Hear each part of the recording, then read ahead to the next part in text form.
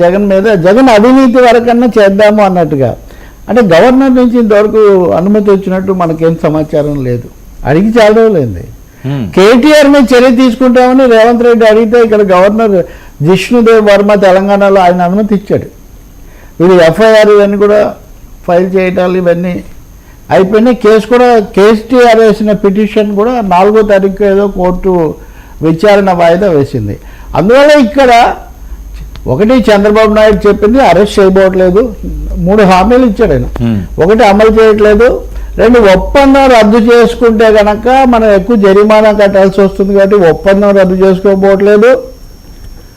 3వది కక్ష సాధింపు అనేది నేను సాధించబోట్లేదు తీవ్ర స్థాయిలో. అంటే దీనికి కూడా రాజకీయ కారణాలు ఉండుండొచ్చు, మరీ మీరు స్పీడ్గా వెళ్ళకండి. ఎందుకంటే చంద్రబాబు నాయుడు ఇప్పుడు పూర్తి స్వతంత్రుడు కాదు, ఆయన ఎన్డీఏ అనే ఒక కూటమిలో భాగస్వామి. ఎన్డీఏకి నాయకత్వం వహిస్తున్నది దేశానికి ప్రధానిగా ఉన్నది నరేంద్ర మోదీ. కాబట్టి చంద్రబాబు నాయుడు ఈ మాటలు చెప్పడం అవసరమని భావించే చెప్పారు. ఎందుకంటే అత్యుత్సాహపు మద్దతుదారులు లేకపోతే మీడియాలో కొంతమంది ఇదిగా అయిపోయింది అదిగా అయిపోయిందని రోజు చెప్తుంటే అలా జరగట్లేదు బాబు. అమెరికా నుంచి నివేదిక రాలేదు అన్న మాట చాలా ముఖ్యమైనది. అవినీతి మీద అక్కడి నుంచి రాకపోతే మేము ఏం చేస్తామండి? రేపు పొద్దున అమెరికా వ్యూహం మారి మోదీ వ్యూహం మారితే ఏం జరుగుతుందో, మనం ఇదే పర్మనెంట్ అని కూడా మనం రాజకీయాల్లో ఎప్పటి పరిస్థితులు అప్పుడే కదా. ఆయన ఏమన్నాడంటే నిన్న న్యూ ఇయర్స్ డేలో కదా, అటువంటిది నివేదిక లేదు కదా, అటువంటిది నివేదిక లేదేమీ రాలేదు, నివేదిక రాకుండా ముందుకు వెళ్ళి చర్యలు తీసుకోలేము అని చెప్పారు. ఇది చాలా స్పష్టం. ఇంకా అంటే ఇక్కడ లడ్డు అనేది మన వాళ్ళు పట్టుకున్నారు కానీ గడ్డు పరిస్థితి ఏముందో తెలియట్లేదు. లడ్డు వెనక గడ్డు పరిస్థితి ఒకటి ఉంది. ఆయన ఈ అదానీ లింక్ కామన్, అదానీకి ఇప్పుడు కూడా వాళ్ళు చాలా ఇస్తున్నారు. ఇది ప్రజెంట్ కంటిన్యూస్ టెన్స్, అది కొనసాగుతున్నటువంటి ప్రక్రియ. అందువల్ల ఇది చాలా కీలకమైన ప్రకటనగానే భావించాలి. ఇంకా చిన్న కేసులు అవి చాలా ఉన్నాయి, మనం విడిగా మాట్లాడవచ్చు. కానీ కీలకంగా మాత్రం దీనికి బహుశా ఒక కారణం, ఇంకా మోదీ ప్రభుత్వం పూర్తిగా నిలదొక్కుని గ్రీన్ సిగ్నల్ ఇస్తే రేపు పవన్తోనే వెళ్తాము, ఇంకా మీరు జగన్ విషయంలో మీకు ఫ్రీ హ్యాండ్ ఇస్తున్నాం అని చెప్తే అప్పుడు ఎలా ఉంటుందో లేకపోతే ఇంకేం జరుగుతుందో అది మనకు తెలియదు. అందుకే నేను నిన్న కూడా మీకు చెప్పా, మీరందరూ వెళ్ళిన ఫ్రీ ఫర్ ఇష్టాగోష్ఠిలో పవన్ కళ్యాణ్ జగన్ గురించి కేసు గురించి మాట్లాడలేదు.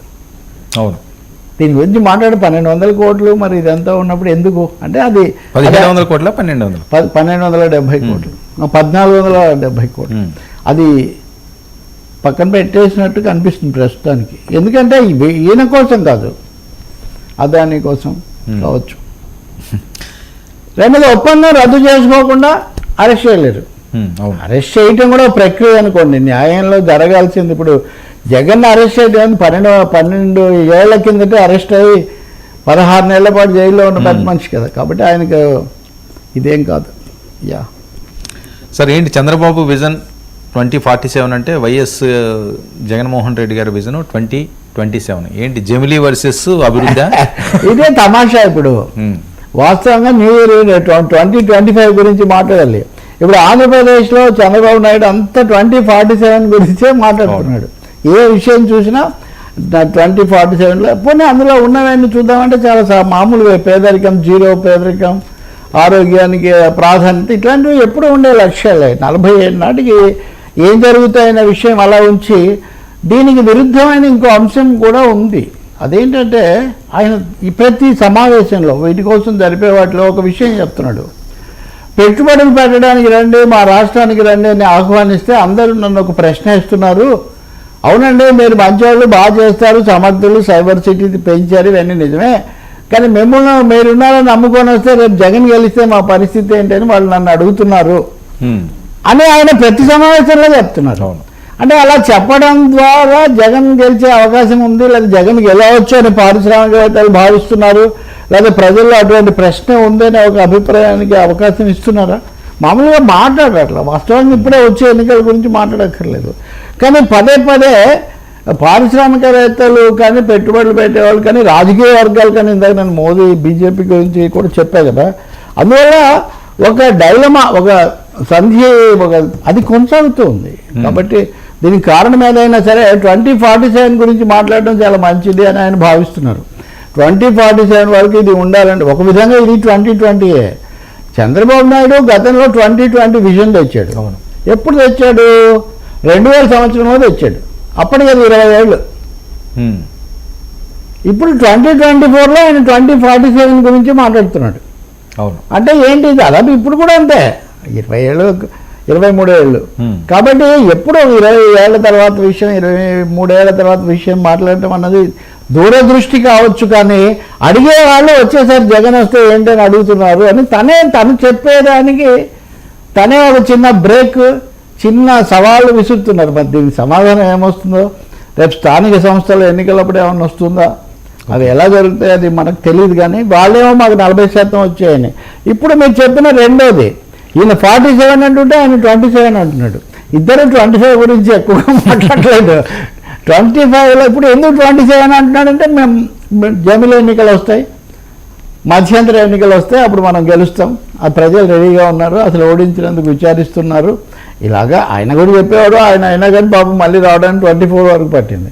ఇప్పుడు ఈయనేమో 27. సో ఇక్కడ మనకు వాళ్ళ సోషల్ మీడియాలో కానీ మధ్య కొంతమంది మొన్న సంచలన సర్వేలు చేసిన కొంతమంది కూడా ఈ అవకాశాలను మనం కొట్టిపాడేయలేము ఇలాంటివన్నీ కూడా మాట్లాడుతున్నారు. ఇప్పుడు పారిశ్రామికవేత్తల వాళ్ళు అంటున్నారు కదా చూడండి అని కూడా. అంటే మేము 29 వరకు కూడా ఆగక్కర్లేదు, 27లోనే మేము, ఆయనేమో 2 ఏళ్ళు ముందుకు వస్తున్నాడు, ఈయనేమో 20 ఏళ్ళ తర్వాత అవతల మాట్లాడుతున్నాడు. తెలుగు ప్రజలకి మధ్యలో ఒక తికమక సృష్టించబడుతుంది. తక్షణ ఇప్పుడు మంత్రివర్గ సమావేశం జరుగుతుంది, మన డిస్కషన్ అయిపోయేటప్పుడు కూడా అదే వస్తే రావచ్చేమో. ఇప్పుడు సూపర్ 6 గురించి కూడా చంద్రబాబు ఇందులో చెప్పారు. సూపర్ 6 అనేది 2047 సంబంధించింది కాదు కదా, ఇప్పటిది అన్నీ ఒకటే రోజులో కావు కదా, జాగ్రత్త పడాలి, చేసుకోవాలి అనే పద్ధతిలో. కాబట్టి ఆచితూచి అడుగేయాలి తప్ప ఒక హడావుడి ఉంది పార్టీలో, తనను బలపరిచే వాళ్ళల్లో దూకు, వాళ్ళని సంతృప్తి పరచడానికి, కన్విన్స్ చేయడానికి చంద్రబాబు నాయుడు చాలా కసరత్తు చేస్తున్నారు. ఆ కసరత్తులో భాగంగానే ఆయన ఊళ్ళకు వెళ్ళడం కానీ తిరగడం కానీ ఆయన వయస్సును దృష్టిలో పెట్టుకొని చూస్తే నిజానికి నా వయస్సు నాకేం ఇబ్బంది కాదనేది చెప్పడంతో పాటు కష్టపడుతున్నాడు ఆయన. That is what visible. కానీ జమిలి ఎన్నికలు ఇప్పుడు